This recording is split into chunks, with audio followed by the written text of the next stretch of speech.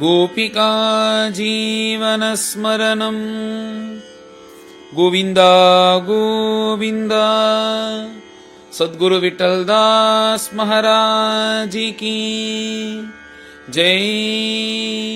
அந்த வராகமூர்த்தியை பார்த்து பிரம்மாதி தேவதைகள் எல்லோரும் ஸ்தோத்திரம் பண்ணி, போதும் பிரபோ இவன் கூட விளையாடினது, மேலே இவனை சம்ஹாரம் பண்ணுறதுக்கு தான் நீங்கள் வந்திருக்கேள், இவன் சண்டை போடுறத பார்த்தா எங்களுக்கெல்லாம் பயமாக இருக்குது, போதும் இவன் கூட விளையாடினது, நீங்கள் இவனை சம்ஹாரம் பண்ணணும் அப்படின்றது போல் பிரார்த்தனை பண்ணிட உடனே பகவான் அப்படியே ஆகட்டும்னு இந்த தடவை அவர் தன்னுடைய சங்கல்பத்தை கூட இன்னும் கூட வீரியவத்தரமாக இவனை சம்ஹாரம் பண்ணணும் அப்படின்ற ஒரு எண்ணத்தோட சண்டை போடுறதுக்காக வராராம். திரும்பவும் அபாரமாக யுத்தம் நடக்கிறது, கதை யுத்தம் நடக்கிறது, பகவான் அடிக்கிறார், அவன் அடிக்கிறான்.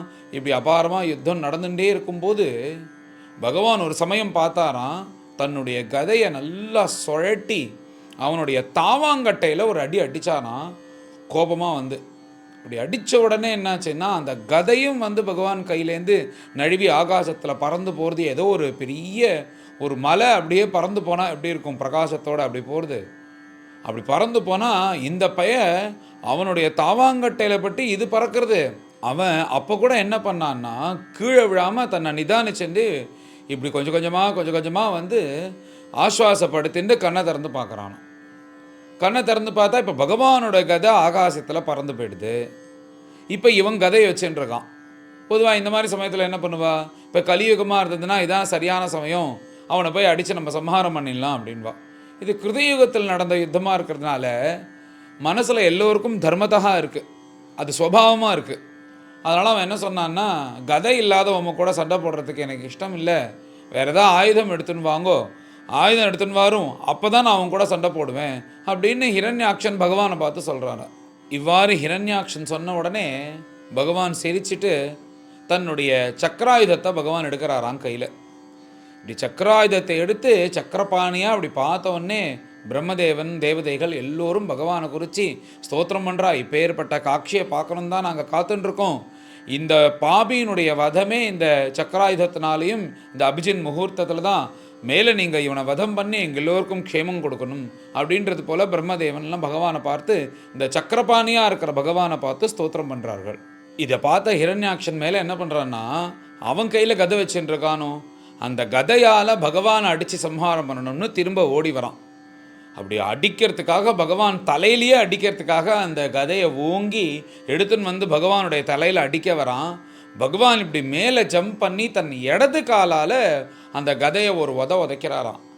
அது உதைச்சா பகவானுடைய கதை வந்து எவ்வளோ தூரம் போச்சோ அதை விட பல மடங்கு தாண்டி ஆகாசத்தில் சஞ்சாரம் பண்ணிட்டு போயிட்டே இருக்கான். அதை போய் பிடிக்கிறதுக்கெல்லாம் வந்து யாராலையும் முடியாது, அந்த ஸ்பீடில் அது போயின்னு இருக்கு. உடனே பகவான் என்ன பண்ணார்னா, நேராக போய் அந்த கதையை பிடிச்சாராம்.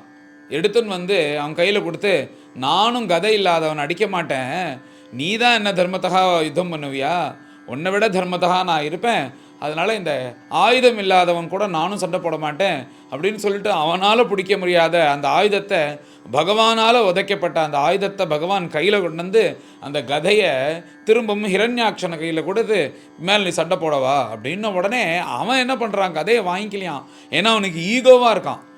பகவானால் உதைக்கப்பட்ட அந்த கதையை தன்னால் போய் பிடிக்க முடியல, பகவானே எடுத்துகிட்டு வந்து கொடுக்குறாரோன்னோ, மேலே இந்த ஆயுதத்தை, இந்த கதை ஆகிற ஆயுதத்தை நான் தொடமாட்டேன் அப்படின்னு சொல்லிட்டு அவன் என்ன பண்ணான்னா, மேலே திரிசூலத்தை கொண்டு வந்து பகவான் மேலே குத்தி பகவானை சம்ஹாரம் பண்ணலான்றதுக்காக அந்த திரிசூலத்தையே ஒரு ஆயுதமாக கொண்டு வந்து பகவான் மேலே குத்தி சம்ஹாரம் பண்ணணும்னு வரான்.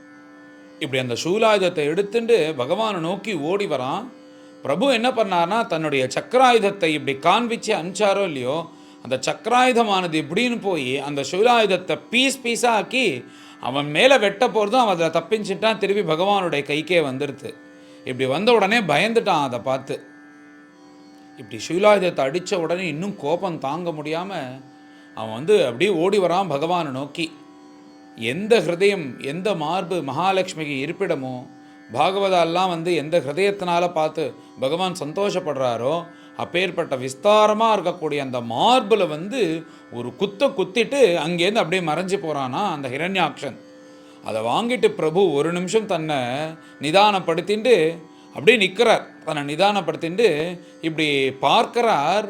என்ன ஆச்சரியம்னா, அவன் தன்னுடைய மாயா சக்தினால் எப்படி இந்த யுத்த காண்டத்தில் மாயா சீதையை வதம் பண்ணி எல்லோரும் வருத்தப்படுத்துன்னு இருக்கும்போது நிக்கும்பிலையில் போய் இந்திரஜித்து அந்த விஸ்வஜித்துன்ற யாகம் பண்ணுறதுக்கு பிராரம்பிச்சானோ, அதே போல் இந்த மாயையினால் என்ன பண்ணுறான்னா, இந்த ஹிரண்யாக்ஷன் இந்த பகவான் ஹரிநாராயணன் அந்த ஹிரண்யாக்ஷனால் சம்ஹாரம் ஆயிட்டார். அவர் உடல் கீழே கிடக்கு. உலகமே பிரளயம் அழிவது போல இப்போ ராஜ்யம் முழுக்க ஹிரண்யாக்ஷன் கையில் இருக்குது. அவன் தான் இந்த உலகத்தை ஆண்டுன்னு இருக்கான்னு இந்த மாதிரி மாயையெல்லாம் ஒரு தோற்றமாக இப்படி உலகம் இருப்பது போல அங்கே இருக்கிற ரிஷிகள் தேவதைகளுக்கெல்லாம் இப்படி ஒரு காட்சியாக இந்த உலகத்தை தன் மாயா சக்தினால் ஆக்கிட்டானா. ஒரு நிமிஷம் அவர்கள்லாம் நினைக்கிறாலாம் இது என்ன வாஸ்தவமோ அப்படின்னு சொல்லிட்டு பயப்படுறார்கள். அப்புறம் தோன்றது என்றைக்குமே அதர்மத்துக்கு நாசம்தான், அது மேலோங்கி இருக்காது, பிரபு தான் ஜெயிப்பார் அப்படின்ற நம்பிக்கை அவர்களுக்கு பரிபூர்ணமாக இருக்கிறதுனால இது கண்டிப்பாக சத்தியமாக இருக்காதுன்னு அப்புறம் இது அசத்தியம்னு நம்ப ஆரம்பித்தா. போராதத்துக்கு ஒரு மழை பெய்ய வைக்கிறானா. பொதுவாக இடி மின்னலோட மழை பெஞ்சதுன்னா எவ்வளோ ஹித்தமாக இருக்கும். அங்கேயும் இடி மின்னல்லாம் வருதான். ஆனால் பெய்கிற மழையெல்லாம் என்னென்னா முடி, அப்புறம் மேலேந்து மாம்சம், ரத்தம், எலும்பு, அப்புறம் மலமூத்திரம் இவைகள்லாம் மேலேந்து கொட்டுவது போல் ஒரு கோரமான ஒரு மழையை உண்டாக்குறான். அந்த மழையிலே தப்பிச்சுன்னு கூட போக முடியாதபடிக்கு எங்கே ஒதுங்கிறது கூட தெரியாமல் தேவர்கள் அப்படி தேவர்கள் ரிஷிகள் எல்லோரும் பயந்துட்டு ஒவ்வொரு ஓரத்துக்கு ஓடுறார்கள். இப்படி ஒரு மாயா மழையும் சிருஷ்டி பண்ணுறானா அந்த ஹிரண்யாக்ஷன். இப்படி மாயா யுத்தம்லாம் பண்ணி எல்லாரையும் மோகிக்க வைக்கிறானா தன்னுடைய மாயா யுத்தத்தினால. அதுக்கும் மேலே அவனுக்கு ஒரு சேனை இருக்கான். அந்த சேனைன்னா ராட்சச ஸ்திரீகள் உடம்புல வஸ்திரம் இல்லாமல் தலையை விரித்து போட்டுன்னு உடம்பு முழுக்க அந்த கரியை பூசிண்டு கையில் ஆயுதத்தை வச்சுட்டு சண்டை போடுறதுக்காக அந்த ராட்சச ஸ்திரீகள்லாம் ஹிரண்யாக்ஷன் பட்சமாக வரலாம். இப்படி அவர்கள்லாம் பார்த்தா தேவதைகள் எல்லோரும் நடுங்குவது போல இருக்குது. பகவான் பார்த்தார் இதெல்லாம் இப்படி சரி வராது அப்படின்னு தன்னை என்ன பண்ணானா தன்னுடைய சுதர்சனாஸ்திரத்தினால இந்த மாயை முழுக்க போக்கி பழைய மாதிரியே உலகத்தை மங்களகரமாக ஆக்கினாராம். இது மேலேந்து திதி பார்த்துட்டு இருக்கலாம். அந்த பகவான் மாயை, இந்த மோகம் என்னென்னா தன்னுடைய பையன் ஒன்றும் இத்தனையும் பகவான் பிரார்த்தனை பண்ணி பகவான் சம்ஹாரம் பண்ணுறாருன்னு சந்தோஷமாக இருந்தாலும் ஒரு பக்கம் ஹிரண்யாக்ஷன் எப்படியாவது ஜெயிக்கணும்னு அவள் ஆசைப்பட்டு இந்த யுத்தத்தை மேலேருந்து பார்த்துட்டே இருக்கலாம், தன் பையன் ஜெயிக்கணும் அப்படின்னு. இப்படி எதை எடுத்தாலும் ஹிரண்யாக்ஷன் தோற்று போகிறானே அப்படின்னு சொல்லிட்டு அந்த தித்தி கண்லேருந்து ஜலத்துக்கு பதிலாக ரத்தமாக வருதான். பகவான் மாயையை பாருங்க, இப்படி எதுன்னு இருக்கும்போது எது எடுத்தாலும் அவனால் ஜெயிக்க முடியல. மேலே பகவானை இவனை சம்ஹாரம் பண்ணணும் அப்படின்னு தீர்மானம் பண்ணி இப்போ மேலே அவனை சம்ஹாரம் பண்ணுறதுக்காக அவனை நோக்கி போகிறார் இந்த சுதர்சனாஸ்திரத்தை எடுத்துட்டு. இப்படி சம்ஹாரம் பண்ணுறதுக்காக வரக்கூடிய அந்த பிரபுவை எப்படியோ தான் கட்டி நெருக்கணும்னு வரான். அப்படின்னு வரான். பகவானை பிடிக்க முடியல, நெருக்க முடியல, இன்னும் கோபம் வருது. உடனே பிரபு என்ன பண்ணார்னா தன்னுடைய கை முஷ்டினால் சர்வ மர்மத்தினுடைய சக்தியை எடுத்து அவனை ஒரு குத்துறாரோ இல்லையோ அப்படியே கதி கலங்கிறது. அந்த குத்தில் என்னாச்சுன்னா அவன் உடம்புல இருக்கிற பஞ்ச பிராணனும் உடம்புலேருந்து வெளில போகிறது, ஒவ்வொரு அவயவமாக தோண்டு போகிறது. அதில் இருக்கிறதெல்லாம் அப்படியே ஏதோ உடம்புலேருந்து எல்லாம் பிரிஞ்சு போவது போல் இப்படி விருன்னு சுற்றி கொஞ்சம் கொஞ்சமாக இந்த ஃபேன் சுற்றி நிற்கிறது போல் மெதுவாக சுற்றி சுற்றி சுற்றி சுற்றி இப்படி கீழே விழறான் அந்த கர்ப்போதக ஜலத்தில். இப்படி கீழே விழுந்தான் ஹிரண்யாக்ஷன். அவன் கீழே விழுந்தா உயிருக்கு ஊசலாடின்னு படுத்துன்னு இருக்கான், தன்னை யாராவது காப்பாற்ற மாட்டாளான்னு. பிரபு வந்தார் அங்கேருந்து நேராக அவனுடைய மார்பில் காலை வச்சார். தன்னுடைய திவ்யமான பாதாரவிந்தத்தை கொண்டு அவன் மார்பில் வச்சு ஒரு அழுத்தி இதுக்கு மேலே இவனை விட்டால் அடுத்தது ஏதாவது இடைஞ்ச பண்ணுவான்றதுக்காக தன்னுடைய சுதர்சனாஸ்திரத்தினால அந்த பாப்பியினுடைய கழுத்தை வெட்டி இந்த ஹிரண்யாக்ஷனை வதம் பண்ணுறார். அப்படி வதம் பண்ணும்போது என்ன ஆச்சரியம்னா பகவானுடைய திருவடி அவனுடைய மார்பில் இருக்குது. இப்படி பகவானை பார்த்துட்டே அந்த சிரஸை சம்ஹாரம் பண்ணும்போது கடைசி சுவாசத்தில் எந்த பிரபுவை ஸ்மரிச்சாலே வைகுண்டமோ அப்பேற்பட்ட பிரபு இவனுக்காக ஒரு அவதாரம் எடுத்துன்னு அவன் அப்படி பார்த்துட்டே இருக்கும்போது அவனை சம்ஹாரம் பண்ணுறார். அவன் இதை தானே ஆசைப்பட்டான், நான் அசுரயோனியில் பிறந்தாலும் எனக்கு சம்ஹாரம் உங்கள் கையால் தான் ஆகணும், உங்களை பார்த்துட்டே தான் நான் காலமாகணும்னு பிரார்த்தனை பண்ணினானோ அதே போல் பகவான் அவனுக்கு அனுகிரகம் பண்ணினார். அப்படி பிரபுவை பார்த்துட்டே அவனுடைய ஹிரண்யாக்ஷனுடைய சம்ஹாரமானது ஆச்சு. அதை பார்த்த உடனே தேவதைகள்கிட்ட தான் பார்த்து சொல்கிறாராம், எப்பேற்பட்ட பாக்கியம் பாரு அவனுக்கு, கடைசி சுவாசம் பகவானை பார்த்துட்டே உயிர் பிரியறது அப்படின்னு அந்த ஹிரண்யாக்ஷனை கொண்டாடி பேசுகிறாராம் பிரம்மதேவன். மேலே சம்ஹாரம் பண்ண அந்த பகவானை பார்த்து பிரம்மதேவன் சொல்கிறாராம், உங்களுடைய பார்ஷதர்கள் தான் சனகாதிகளுடைய சாபத்தினால இப்போ வந்தான், இப்போ ஹிரண்யாக்ஷன் வதமாக எடுத்து இவன் பாக்கி அவதாரம்லாம் எடுத்து உம்ம கையால் வதமடைந்து உங்ககிட்ட வந்து சேர்ந்துருவான் அப்படின்னு பகவான்கிட்ட சொல்லிட்டு மேலே இந்த பிரம்மதேவன் ரிஷிகள் தேவதைகள் எல்லாம் அந்த வராகமூர்த்தியை பார்த்து ஸ்தோத்திரம் பண்ணுறா. பேர்பட்ட பிரபு, நீங்கள் யஜ்ஞஸ்வரூபியாக இருந்து கொண்டு சரீரம் முழுக்க இந்த யஜ்ஞம் தான் வந்து இந்த உலகத்திலேயே மிகப்பெரிய தர்மான்னு காண்பிக்கிறது போல உடம்பு முழுக்க இந்த யஜ்ஞ சாமகிரிகளோடு பிறந்து இப்படி எங்களுக்கு அனுகிரகம் பண்ணேலே, அப்பேற்பட்ட உங்களுக்கு நமஸ்காரம், வேற என்ன பண்ண முடியும் அப்படின்னு சொல்லிட்டு தேவதைகள், பிரம்மதேவர், அப்புறம் ரிஷிகள் எல்லோரும் வந்து சாஷ்டாங்கமாக அந்த பகவானை பார்த்து நமஸ்காரம் பண்ணுறான். இப்படி ஸ்தோத்திரம் பண்ண பிரம்மதேவன், தேவதைகள், ரிஷிகள் எல்லோரையும் பார்த்து பகவான் சந்தோஷப்பட்டு மகாலட்சுமியோடு தன் பார்ஷதர்களோடு சேர்ந்து பகவான் சிரித்து கொண்டே வைகுண்டத்துக்கு போகிறார். அப்பேற்பட்ட வைகுண்டத்துக்கு போயிட்டு இருக்கிற பிரபுவை எல்லோரும் பார்த்தும் தரிசனம் பண்ணுறா அப்படின்றது இந்த வராக அவதாரத்தினுடைய கதை, ஹிரண்யாக்ஷ வதத்தினுடைய கதை. இப்படி விதுர மைத்ரேய சம்வாதத்தில் விதுரர் வந்து இந்த வராகருடைய கதையை இந்த 13வது அத்தியாயத்தில் சுருக்கமாக சொல்லிட்டேலே, அந்த அசுரனை சம்ஹாரம் பண்ணது இதெல்லாம் நீங்கள் விஸ்தாரமாக சொல்லணும்னு கேட்டாரணும். அப்போ மைத்ரேயர் விஸ்தாரமாக சொல்லி முடிக்கிறார் அப்படின்னு சௌனகாதி மகரிஷிகளுக்கு சூத்தர் சொல்கிறார். இப்போ அப்படி சொல்லிட்டு சூத பௌராணிகர் தன்னுடைய அபிப்பிராயத்தை சௌனகர்கிட்ட சொல்கிறாராம். சௌனகரே, இந்த வராக அவதார மூர்த்தியினுடைய கதையானது இருக்கே, இது வந்து யாரெல்லாம் வந்து ஸ்ரத்தையாக இதை பாராயணம் பண்ணுறாலோ, யாரெல்லாம் இதை பிரவச்சனம் கேட்குறாலோ, இதுக்கு பலஸ்ருதி என்ன தெரியுமோ, விமுச்சியதே பிரம்மவதாதபி த்விஜாக. நம்ம திதி கிட்ட சொல்லும்போது அவள் சொன்னாலும், இப்படி இவன் பாபிகளாக பிறந்து பாபத்தை பண்ணி ஒரு பிராமண சாபம் இல்லாமல் பகவான் கையால் வதம் அடைகிறான்னு சொல்கிறாலே, அதே எனக்கு சந்தோஷமாக இருக்குது. ஏன்னா பிராமண சாபம் மாத்திரம் வாங்கிட்டானா அந்த குடும்பம் உருப்படாதுன்னு தெரியும் அப்படின்னு திதி பயப்பட்டாலோனோ. இப்போ இதுக்கு பலஸ்ருதி என்னன்னா, ஒரு கால் தெரிஞ்சோ தெரியாமலோ பிராமண சாபம் ஏதாவது குடும்பத்தில் இருந்ததுன்னா விமுச்சியதே பிரம்மவதாதபி த்விஜாக. அந்த பிராமண சாபத்தினால வரக்கூடிய பாபம் தோஷங்கள் கூட இந்த வராக சுவாமியினுடைய அவதாரத்தினுடைய கதாசிரவணத்தினாலையும் அப்புறம் இதை பாராயணத்தினாலையும் அது வந்து அந்த ஜீவனை யாரெல்லாம் பண்ணுறாலோ அவர்களை பாதிக்காது அப்படின்னு இந்த சூத பௌராணிகர் சௌனகருக்கு இதுக்கு பலஸ்ருதியாக சொல்கிறார். ஆகையால் இந்த வராக அவதாரத்தினுடைய அவதார கதையும் பாராயணம் யார் பண்ணுறாலோ அவர்களுக்கு பிராமண சாபம் முதலிய தோஷங்கள் கூட நீங்கிறது அப்படின்னு சூத புராணிகர் தைரியமாக சொல்கிறார். அப்பேற்பட்ட பலஸ்ருதி மேலே இந்த ஹிரண்யாக்ஷவதம் வராக அவதாரத்தினுடைய பெருமை 19வது அத்தியாயத்தை எல்லோரும் கலந்து பாராயணம் பண்ணுவோம்.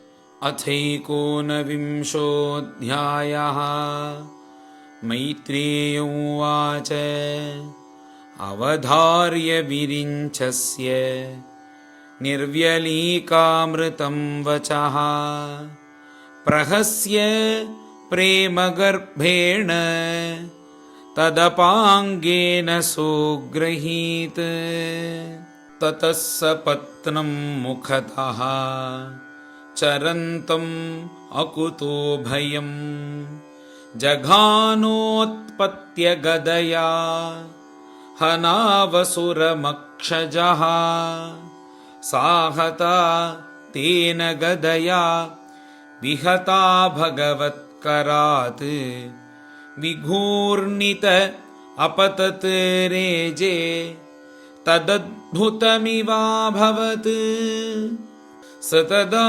லப்ததீர்த்தோபி ந பபாதே நிராயுதம் மானயன் சம்ருதே தர்மம் விஸ்வக்சேனம் பிரகோபயன் கதாயாமபவித்தாயாம் ஹாஹாகாரே விநிர்கதே மானயாமாஸ தத்தர்மம் சுநாபம் சாஸ்மரத்விபுः தம் வ்யக்ரசக்ரம் திதிபுத்ராதமேன ஸ்வபார்ஷதமுख्येन விஷஜ்ஜமானம் சித்ராவாசः அதத்விதாம் கேச்சராணாம் தத்ராஸ்மாசன் ஸ்வஸ்தி தே மும் ஜஹீதி சதம் நிஷம்யாத்த ரதாங்கமக்ரதः வியவஸ்திதம் பத்மபலாசலோச்சனம் विलोक्य चामर्षपरिप्लुतेन्द्रियः रुषास्वदन्तच्छदम् आदशश्वसन् करालदंष्ट्रः चक्षुभ्याम् सञ्चक्षानोदहन्निव अभिप्लुत्य स्वगदया हतोऽसीति आहनद्धरिम् पदा सव्येन तां साधो भगवान् यज्ञसूकरः लीलयामिषतः शत्रोः प्राहरद्वातरं हसम् आहचायुधमाधत्स्व घटस्व त्वं जिहीषसि इत्युक्तः स तदा भूयः ताडयन् व्यनदद् भृशम् तां स आपततीं वीक्ष्य भगवान् समवस्थितः जग्राह लीलया प्राप्ताम् गरुत्मानिव पन्नगीम् स्वपौरुषे प्रतिहते हतमानो महासुरः नैच्छद्गदां दीयमानां हरिणा विगतप्रभः जग्राह त्रिशिखं शूलम् ज्वलज्वलनलोलुपम् यज्ञाय धृतरूपाय विप्राय अभिचरन् यथा तदोजसा दैत्यमहाभटार्पितम् चकासदन्तः ख उदीर्णदीधिति चक्रेण चिच्छेद निशातनेमिना हरिर्यथा तार्क्ष्यपतत्रमुज्झितम् वृक्णे स्वशूले बहुधारिणा हरेः प्रत्येत्यविस्तीर्णमुरो विभूतिमत् प्रवृद्धरोषः स कठोरमुष्टिना नदन् प्रहृत्यान्तरधीयतासुरः तेनेत्थम् आहतः क्षत्तः भगवान् आदिसूकरः नाकम्पत मनाक् क्वापि स्रजाहत इव द्विपः अथोरुधा सृजन्मायां योगमायेश्वरे हरो यं विलोक्य प्रजास्त्रस्ताः मेनिरे अस्योपसंयमम् प्रबभुः वायवश्चण्डाः तमः पांसवमैरयन् दिग्भ्यो निपेतुः ग्रावाणः क्षेपणैः प्रहिता इव द्यौर्नष्ट भगणाभ्रोगैः सविद्युत् स्तनयित्नुभिः वर्षद्भिः पूयकेशासृक् विण्मूत्रास्थीनि चासकृत् गिरयः प्रत्यदृश्यन्त नानायुधमुचो नघा दिग्वाससो यातु धान्यः शूलिन्यो मुक्तमूर्धजाः बहुभिः यक्षरक्षोभिः प्रत्यश्वरथकुञ्जरैः आततायिभिः उत्सृष्टाः हिंस्त्रावाचोतिवैशसाः प्रादुष्कृतानां मायानां आसुरीणां विनाशयत् सुदर्शनास्त्रं भगवान् प्रायुङ्क्तदयितं त्रिपात् तदादिते समभवत् सहसा हृदि वेपथुः स्मरन्त्या भर्तुरादेशम् स्तनाच्चासृक् प्रसुश्रुवे विनष्टासु स्वमायासु भूयश्चाव्रज्य केशवम् रुषोपगूहमानो मुं ददृशे अवस्थितं बहिः तं मुष्टिभिः विनिघ्नन्तं वज्रसारैः अधोक्षजः करेण कर्णमूले अहन् यथा त्वाष्ट्रं मरुत्पतिः स आहतो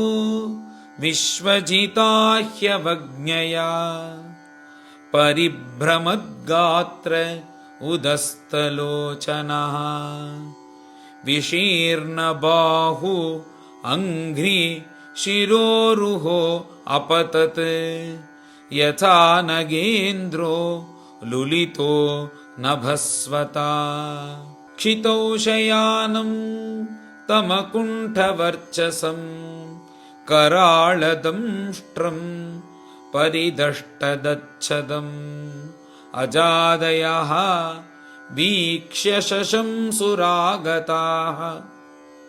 अहो इमां को नु लभेत संस्थितिम् यं योगिनो योगसमाधिनारहः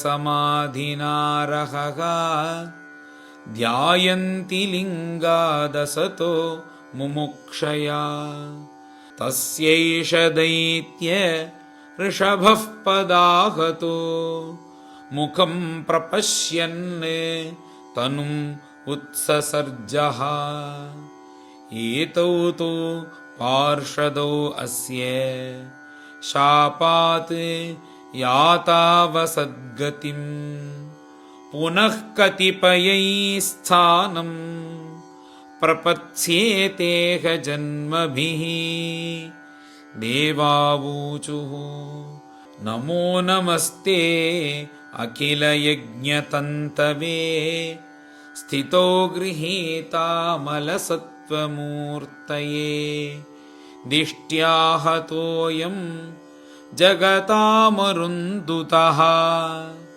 त्वत्पादभक्त्या वयमीश निर्वृताः मैत्रेय उवाच एवं हिरण्याक्षम् असह्यविक्रमं ससादयित्वा हरिरादिसूकरः जगामलोकं स्वम् अखण्डितोत्सवं समीडितः पुष्करविष्टरादिभिः मया यथानोक्तमवादिते हरेः कृतावतारस्य सुमित्रचेष्टितं यथा हिरण्याक्ष उदारविक्रमः महामृधे क्रीडनवत् निराकृतिः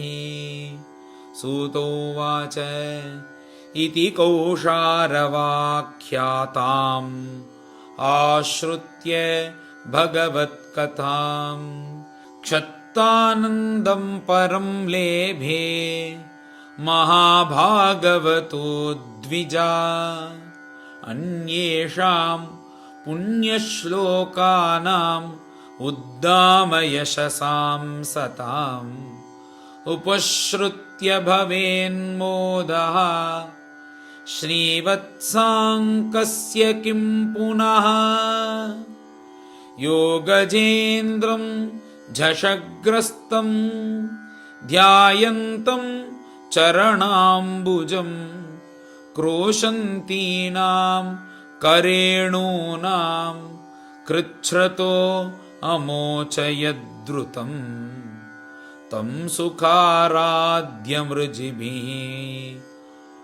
अनन्य शरणैर्नृभिः कृतज्ञः को न सेवेत दुराराध्यम् असाधुभिः यो वै हिरण्याक्षवधं महाद्भुतं विक्रीडितं कारणसूकरात्मनः शृणोति गायति अनुमोदतेऽञ्जसा विमुच्यते ब्रह्मवधादपिद्विजाः एतन्महापुण्यमलं पवित्रं धन्यं यशस्यं पदमायुराशिषां प्राणेन्द्रियाणां युधिशौर्यवर्धनं नारायणोऽन्ते